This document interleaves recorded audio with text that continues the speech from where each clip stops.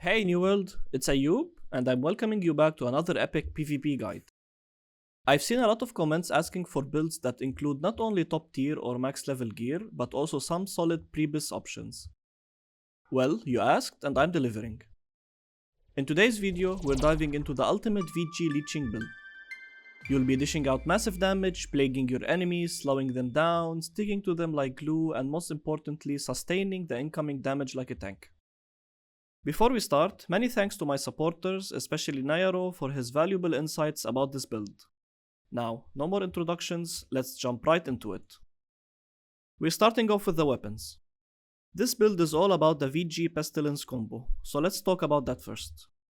If you're unlucky and haven't yet dropped the Pestilence, no worries, you can still make this work. Inferno will serve as a solid substitute until you snag the Pestilence. When it comes to your Void Gauntlet, you'll want a weapon that has Putrefying Scream to control the fight. Some excellent Void Gauntlet options include Commandant's Void Blade, drops from OPR caches, Drought of Death, farm this from the named ancient mob in Elysian Wilds located over here. You need to be under the effects of a Boon of Artemis potion for it to drop. Hades Fury, drops from the Warpeak Firethorn, which spawns in 2 different spots depending on whether it's day or night in-game. For your Runeglass, go with an Emerald Elemental one to split your damage. Pick whichever you prefer. Now let's talk armor. Grab the Azoth Conductors that drop from the first boss and the Hive of the Gorgons.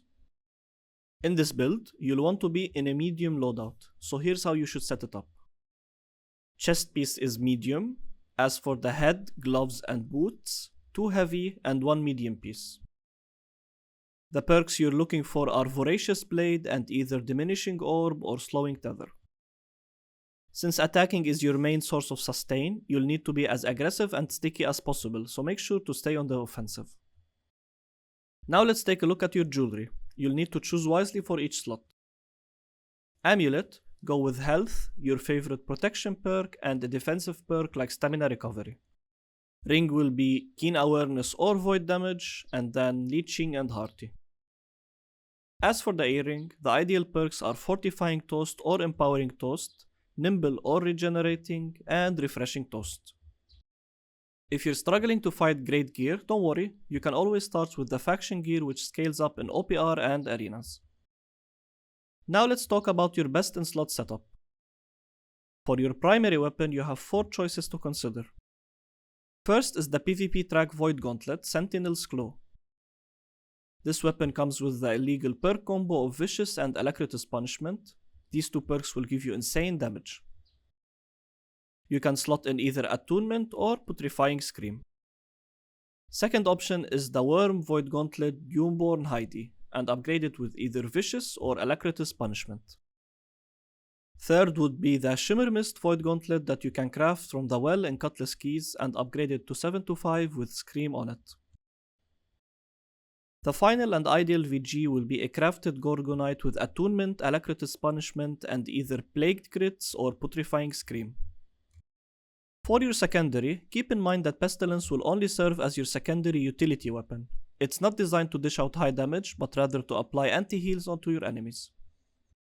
This is incredibly valuable in PvP as it cripples their sustain and makes them much easier to take down. Generally, it's better to upgrade your Pestilence with a gem slot for overall use, but if you're just using it for this build and nothing else, then Exhaustive Netshot would be a good choice. As for the BIS gear, you want to use the Worm medium chest piece Duntagma that comes with Keen, and the Worm heavy boots Sandlion Tarsus that have Keen speed.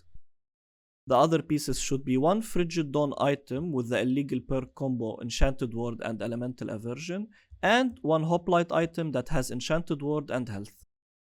The perks you want to have are Putrefying Scream if it's not on your weapon, and then Voracious Blade and either Slowing Tether or Diminishing Orb depending on your skill tree. When it comes to your jewelry, the only upgrade worth considering is for the ring. The best choice here would be Elemental Band with Leeching. This will give you an extra edge with empowers, especially when being weakened. Your playstyle is aggressive melee, so to support this, you'll want to slot 5 onyxes for your physical absorption. This will help you absorb a significant amount of damage, allowing you to stay in the fight and keep applying pressure on your enemies. You can also make them abyssal runeglasses for that extra damage. Additionally, for those fire staff enjoyers out there, make sure you add 3 rubies to your setup. This will give you extra fire resistance, helping you tank the fire damage and continue to dominate in melee range without being burned down too quickly. Your Heartrune to go with this build is the Stalwart Dark Ascent for those critical situations, or play it safer with the Stalwart Stone form. As for your skill trees, Scream and Voidblade are fixed, and the third could be either Tether or Orb.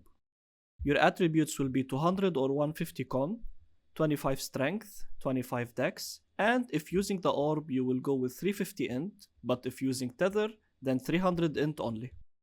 Dump the rest into Focus. This is because the Voidblade does not benefit from the 350 attribute perk, and the scaling after 300 is not that much, but using Orb makes it worth it for a great burst. Your Voidblade is your main source of damage, and it makes the Void Gauntlet incredibly sticky. When you're using the Void Gauntlet, all you need to do is left click your way to victory.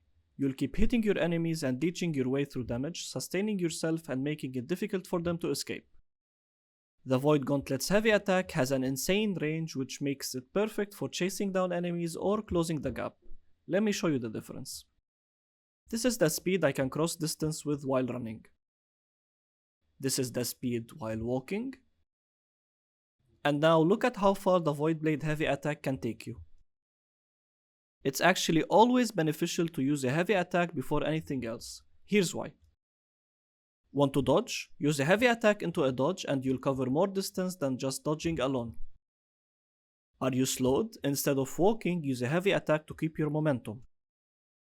Need to CC your target? Use a heavy attack into an aim lock scream to close in on enemies faster. The heavy attack is extremely broken at the moment and you want to utilize it both when chasing enemies or when escaping. Your Pestilence will serve as your utility weapon. It's not about doing high damage, but more about controlling the fight with anti-heal and movement when needed.